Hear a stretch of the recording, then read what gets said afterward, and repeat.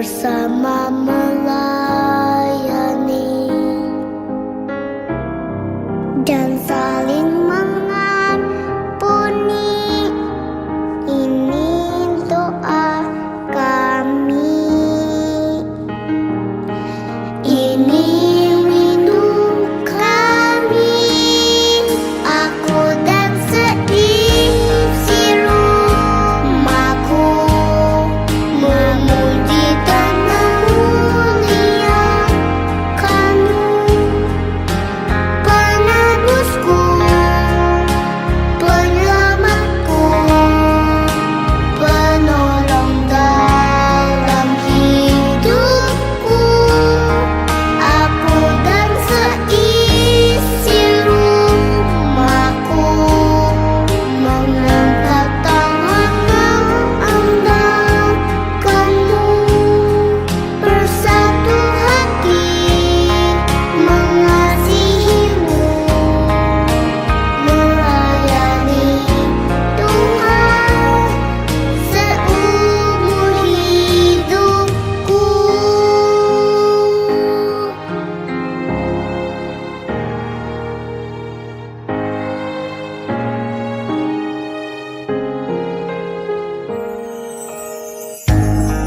Bersatu dalam kasih, bersama melayani dan saling mengampuni. Ini doa kami. Ini rindu kami, aku dan seisi rumahku, memuji dan memuliakan-Mu, penebusku, penyelamatku, penolong dalam hidupku. Aku dan seisi rumahku mengangkat tangan mengandalkan-Mu, bersatu hati mengasihi-Mu, melayani Tuhan seumur hidupku.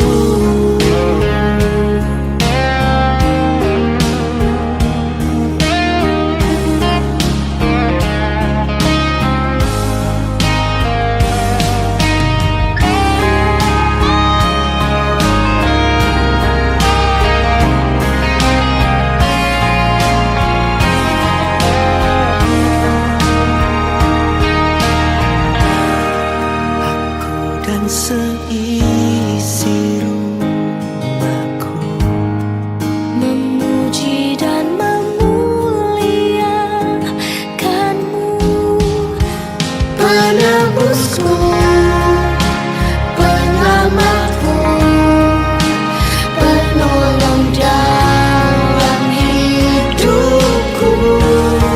Aku dan seisi rumahku mengangkat tangan mengandalkan-Mu, bersatu hati mengasihi-Mu, melayani Tuhan seumur hidupku.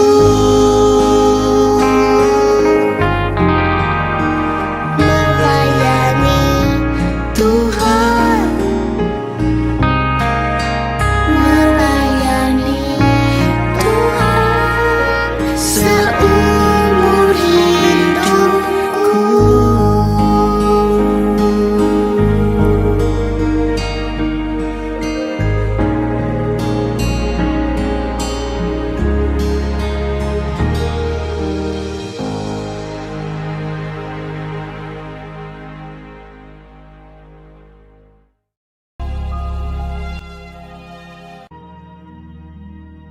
Pada zaman Herodes, Raja Yudea, adalah seorang imam yang bernama Zakaria, istrinya namanya Elisabet.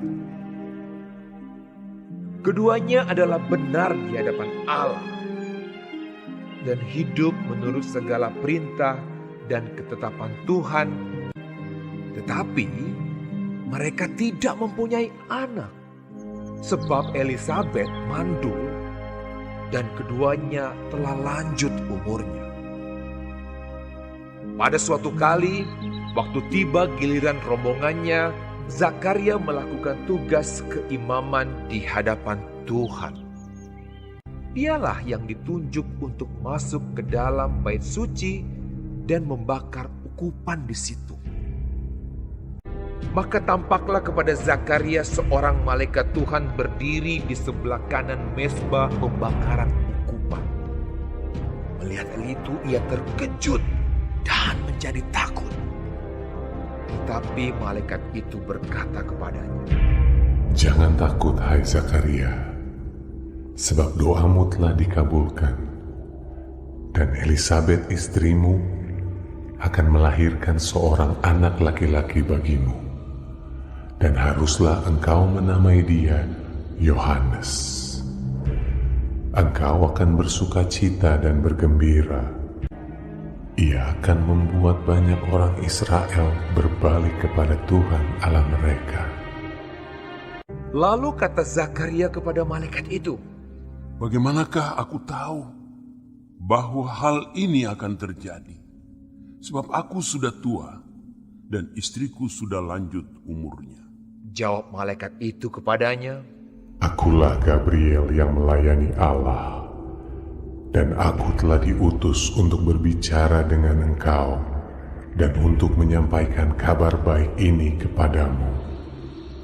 Sesungguhnya, engkau akan menjadi bisu dan tidak dapat berkata-kata sampai kepada hari di mana semuanya ini terjadi, karena engkau tidak percaya akan perkataanku yang akan nyata kebenarannya pada waktunya." Sementara itu seluruh umat berkumpul di luar dan sembahyang. Waktu orang banyak menanti-nantikan Zakaria, mereka menjadi heran bahwa ia begitu lama berada dalam bait suci. Ketika ia keluar, ia tidak dapat berkata-kata kepada mereka dan mengertilah mereka bahwa ia telah melihat suatu penglihatan di dalam bait suci. Lalu ia memberi isyarat kepada mereka, sebab ia tetap bisu. Ketika selesai jangka waktu tugas jabatannya, ia pulang ke rumah. Beberapa lama kemudian Elisabet istrinya mengandung, dan selama 5 bulan ia tidak menampakkan diri. Katanya, "Inilah suatu perbuatan Tuhan bagiku. Dan sekarang ia berkenan menghapuskan aibku di depan orang." Kemudian genaplah bulannya bagi Elisabet untuk bersalin, dan ia pun melahirkan seorang anak laki-laki. Ketika tetangga-tetangganya serta sanak saudaranya mendengar bahwa Tuhan telah menunjukkan rahmat-Nya yang begitu besar kepadanya, bersukacitalah mereka bersama-sama dengan dia. Maka datanglah mereka pada hari yang ke-8 untuk menyunatkan anak itu, dan mereka hendak menamai dia Zakaria menurut nama bapaknya. Tetapi ibunya berkata, "Jangan, ia harus dinamai Yohanes." Kata mereka kepadanya, Tidak ada di antara sanak saudaramu yang bernama demikian. lalu mereka memberi isyarat kepada bapaknya untuk bertanya nama apa yang hendak diberikannya kepada anaknya itu. Ia meminta batu tulis, lalu menuliskan kata-kata ini. Namanya adalah Yohanes. Dan mereka pun heran semuanya. Dan seketika itu juga terbukalah mulutnya dan terlepaslah lidahnya. Lalu ia berkata-kata dan memuji Allah. Dan semua orang yang mendengarnya merenungkannya dan berkata, Menjadi apakah anak ini nanti? sebab tangan Tuhan menyertai dia. Dan Zakaria ayahnya penuh dengan Roh Kudus lalu bernubuat. Katanya, Terpujilah Tuhan Allah Israel, sebab ia melawat umatnya dan membawa kelepasan baginya. Dan engkau, hai anakku, akan disebut Nabi Allah yang Maha Tinggi, karena engkau akan berjalan mendahului Tuhan untuk mempersiapkan jalan baginya, untuk memberikan kepada umatnya pengertian akan keselamatan yang berdasarkan pengampunan dosa-dosa mereka. adapun anak itu bertambah besar dan makin kuat rohnya.